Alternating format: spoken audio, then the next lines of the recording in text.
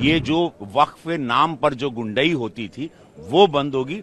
जो पॉइंट्स रखे गए विपक्ष के सदस्य द्वारा कमेटी में तो वो नहीं माने गए हैं। किसी का कोई छूटा नहीं है, किसी का डिसेंट नोट को अलग नहीं रखा गया है, सब शेड्यूल में है। ये जो बिल है इसका हम विरोध करते हैं। It is unconstitutional. विपक्ष को अपनी राजनीति करनी है।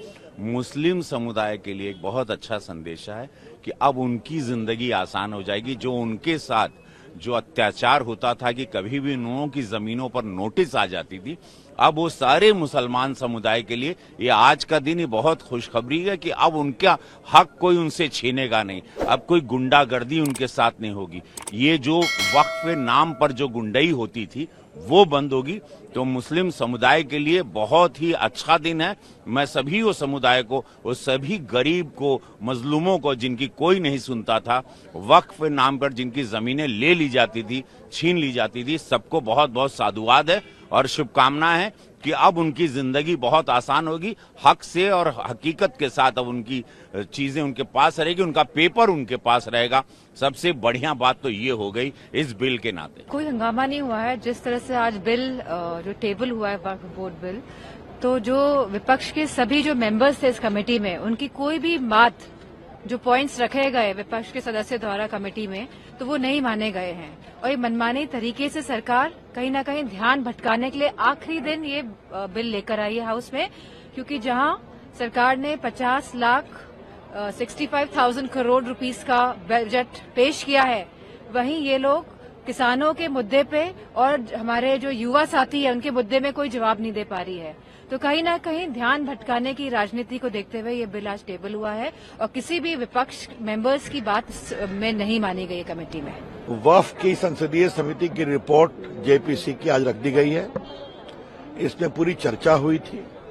चर्चा होने के बाद ये मानस आया और आज राज्यसभा में भी स्पष्ट किया गया किसी का कोई छूटा नहीं है, किसी का डिसेंट नोट को अलग नहीं रखा गया है, सब शेड्यूल में है। और आज माननीय गृहमंत्री ने कह दिया लोकसभा में कि माननीय स्पीकर साहब देख लें, अगर कोई छूट गया है तो उसको इंक्लूड कर लें। लेकिन बड़ी बात यह है कि ये लोग तुष्टीकरण पर इनकी सुई अटकी हुई है। क्या शाहबानो, क्या 3 तलाक साराबानो और आज वक्फ, ये सिमट कर कहां रह गए हैं देख लीजिए आप। आज भाजपा 21 स्टेट्स में एनडीए के साथ शासन करती है। केंद्र में हमारी सरकार तीसरी बार है। वो बार बार हारते हैं, जनता सफाया करती है। तो ये बिल अब चर्चा में आएगा, अपनी बात कहें। लेकिन विपक्ष के लोगों को एक बात मैं बहुत विनम्रता से कहना चाहूंगा, आपको अपनी बात कहने का अधिकार है, लेकिन आपकी बात मानी ही जाए ये तो जरूरी नहीं है ना। अगर आपको अपनी बात मनवानी है तो जनता से वोट लेके आइए, मेजोरिटी में आ जाइए। जिस तरीके से सारी कार्रवाई कमेटी की हुई उसमें भी पार्शियलिटी की गई, उसमें इंडिपेंडेंट तरीके से सारे जो भी इनपुट्स थे उनको इंक्लूड नहीं किया गया। तो ये जो बिल है इसका हम विरोध करते हैं। It is unconstitutional and it is against the rights of minorities in this country. तो बिल्कुल हम लोग इसके शुरू से ही खिलाफ में थे, लेकिन जेपीसी के माध्यम से बहाना दिया गया कि हमारी बातें, हमारे जो विरोध हैं उनको भी संज्ञान में लेकर इंक्लूड किया जाएगा, लेकिन ऐसा नहीं हुआ है।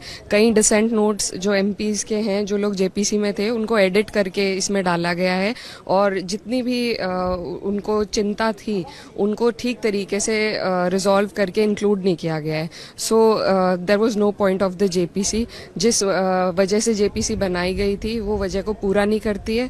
तो जाहिर सी बात है हम लोग सभी लोग, पूरा विपक्ष इस अनकॉन्स्टिट्यूशनल बिल के विरोध में है।